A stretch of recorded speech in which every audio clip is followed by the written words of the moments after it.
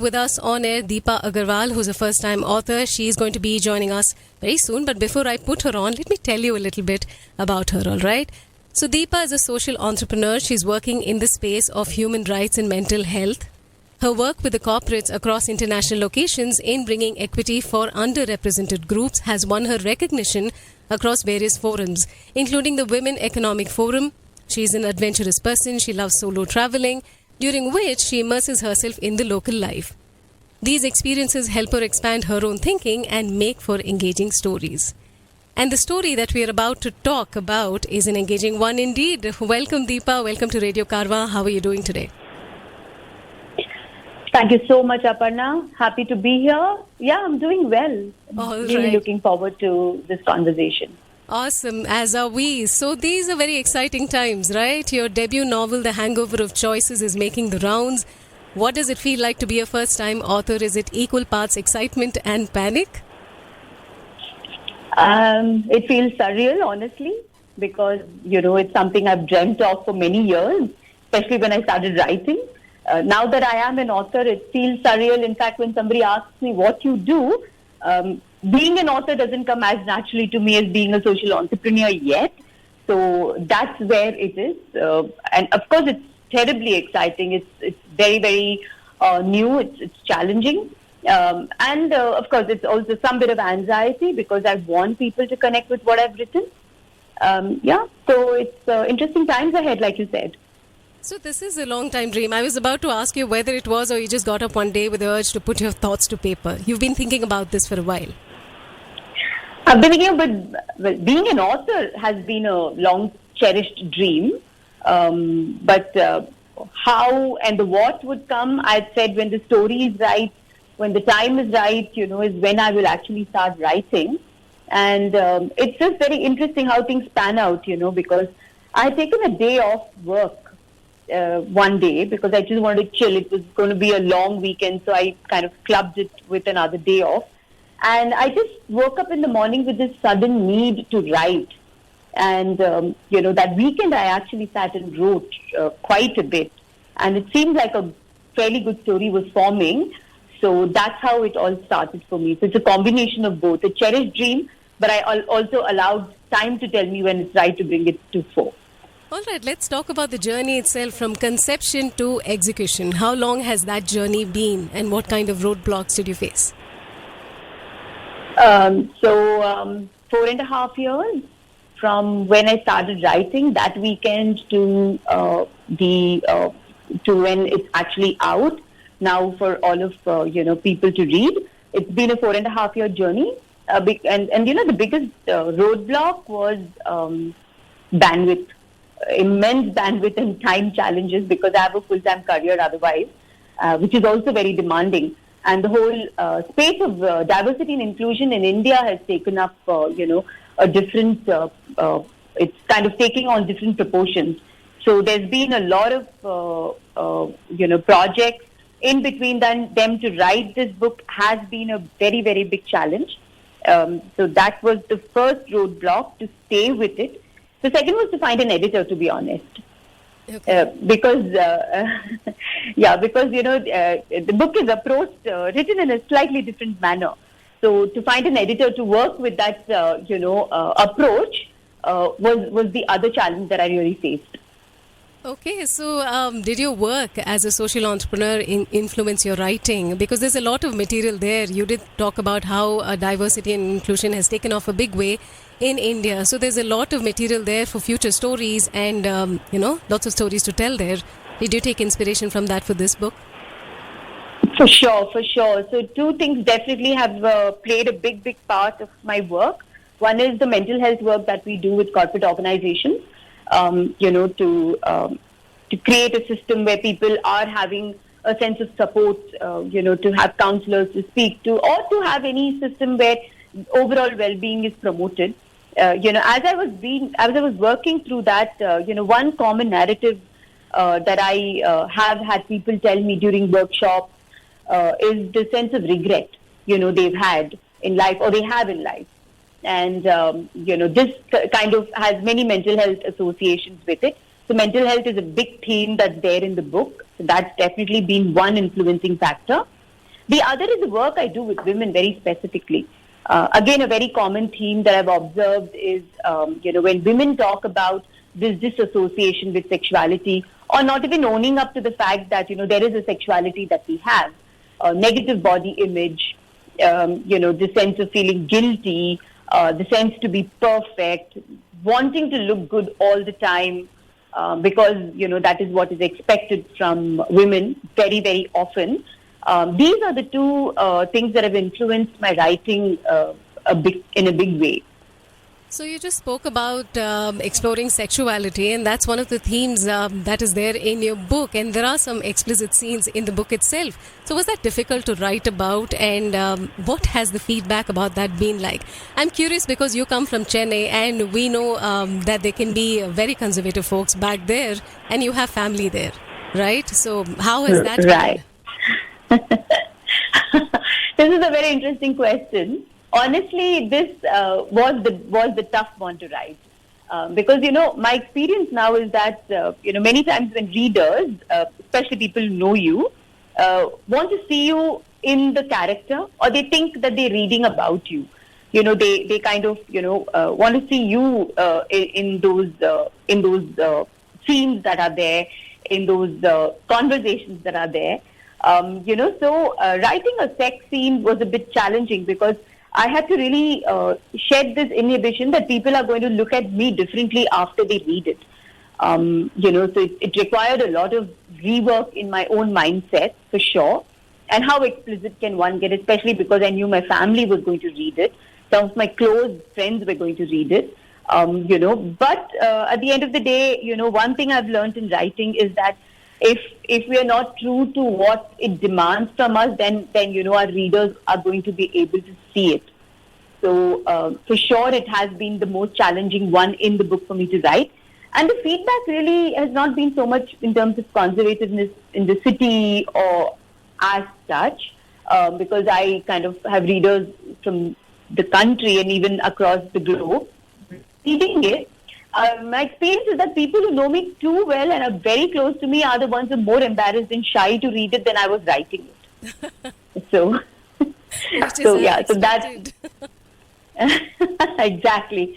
So in fact, a couple of my friends, they after they read those scenes, they kind of said, okay, we don't think we can proceed further because we don't want to know something, It takes me a long time to tell them, hey, that person is, you can assume whatever, but the character is not me. So that's been an interesting piece, yeah. Maybe you should have started with that disclaimer at the beginning of the Yeah, maybe the next one. All right. So what is your writing process like? Do you have a certain time of day when you sit down to write? Maybe a dedicated space, some ritual that gets you started? Yes, so definitely yes. So the ritual is a little bit of meditation, some bit of chanting that I do, because I need to switch off from the day's events to tune into another side of me, another part of my, self also, to be able to, switch off and switch on another deeper in that sense, right? So definitely some bit of meditation I do just before I start to write. And I write at the end of the day. And I write daily. And I do have dedicated 2 spots in my house which are dedicated only and only to my writing. I mean, I don't do any other work there. I don't read there. So I actually have dedicated spaces for different activities in the house because it tunes me in, into the space I want to be in. So that's really my writing process. And I write at the end of the day after my work is over, after I finish dinner and, my workouts and everything. Yeah. All right. So any superstitions that you give into while writing or publishing the book? Maybe you wore a red skirt when the ideas flowed and you continue to wear that red skirt all the way till it got published. Anything like that?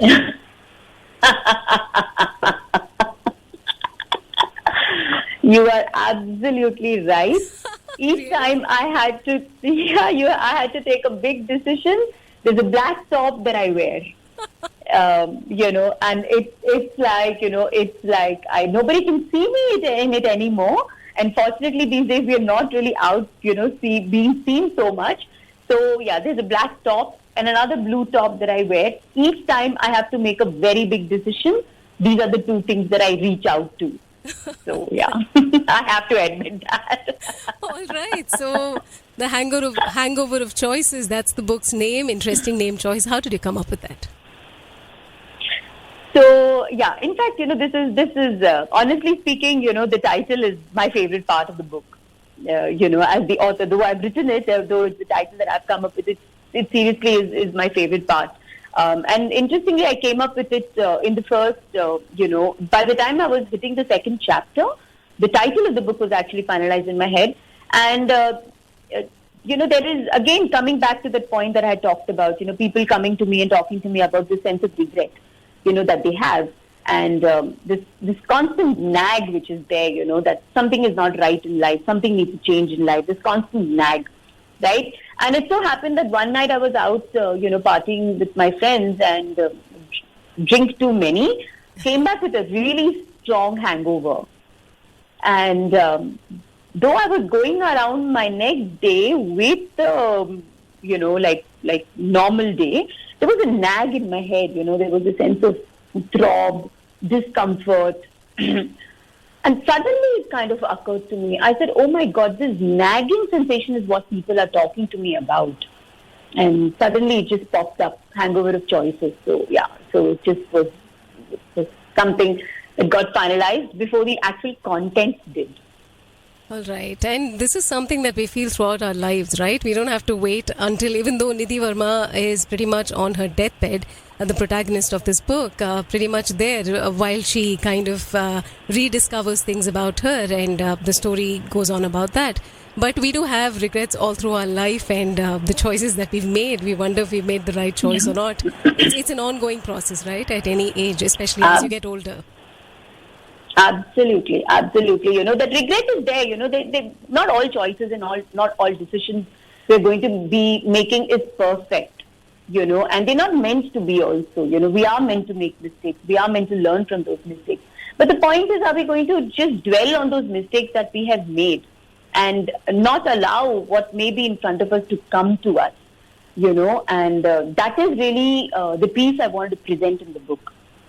Because, many times I also get asked, like people tell me, they have regrets. People also ask me, don't you have any regrets? And honestly, maybe it's my work I do. But, I just feel that, if I knew differently, I would have done differently.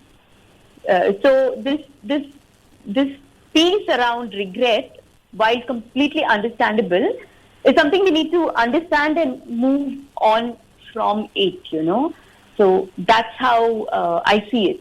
Yeah. Okay, so do you take inspiration from all that you see and include that in your writing? Are the characters in your book inspired from real life? So the narratives are definitely influenced by real life, but not the characters. So Nidhi and Zia are completely fictional characters. I don't know an equivalent of a Nidhi or a Zia in my life. Though I do, of course, relate to both characters in some way and more to Zia. So in that sense, the characters are, the main characters are completely fictional. Definitely my inspiration is from, the narrative. So the narrative is not fictional. These themes that I've talked about in this book, external validation, body image, sexuality, all of these themes are common, and they're, the narrative is not fictional in that sense. And of course, I do take inspiration, my philosophical journey and my philosophical studies, they really are the ones that, give me the inspiration to write in a certain way or to present something. And definitely, I have to be tuned into what is happening around me to be able to do justice to the writing. So for sure, I am inspired all the time by events in my life and around me. Awesome. So I found it interesting that your book does not flow chronologically. It's a series of flashbacks, right? Where the protagonist Nidhi and her best friend Zia, they have an accident, they're at the hospital battling a life and death situation. And we've all heard how when we reach the end of our life, our entire life flashes before our eyes. And a similar sort of situation happens in your book. How did you decide on that format? So, if truth be told, the format actually just happened to flow the way it did when I started writing. It was not like a fixed thing that I had in my mind that this is how I would present the book or the characters or the format of the story. It flowed that way. And, so when it started kind of coming in and I did not see any chronological scenes happening, I let that take, over, then try to bring in the chronological, perspective. So that was one. And the second is, it was a challenge, of course, because, this back and forth might be confusing for readers at some point. That was a dilemma that I had. That will it really connect? Will they be able to see her life unfold the way she's seeing it happen in her head? But honestly, none of the readers have had any problems with the lack of chronology in that sense. So I think it just works.